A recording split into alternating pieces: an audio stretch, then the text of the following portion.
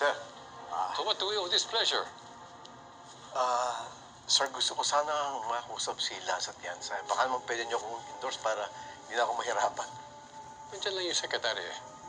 You can have them called directly to his department. You don't need me for that. Tama. Thank you, sir. Well, gusto ko rin sana kayo makausap tungkol dun sa nangyari sa Carvalho Pier. Yung ba yung na-raid recently? Anong kinalaman ko ron? Kung kayo wala, baka naman si Lance Atienza meron. Alam ko naman, sir, na BSM ang may-ari ng barkong ginamit sa operasyon na yun.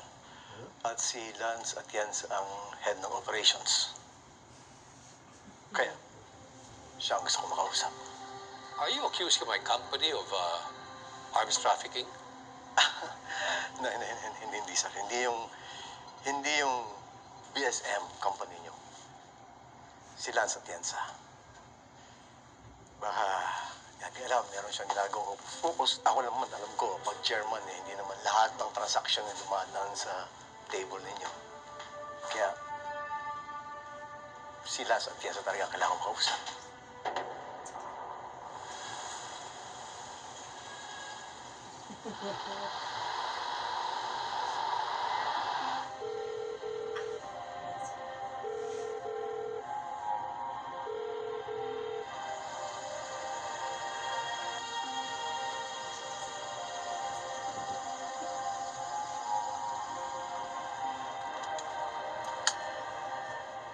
Anong meron?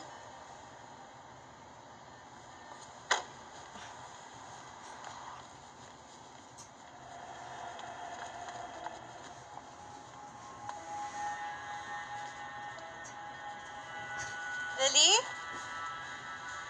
Wala si Lance today. He's on leave. Well, honey, would you be so kind as to give the good agent his number and his home address? Yes, sir. No problem.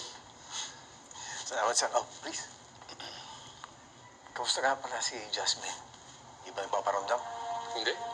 Walang balita. But you're off that case, aren't you? Kala ko rin.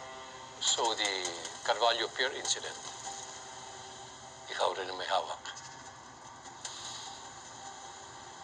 Well, good luck, agent.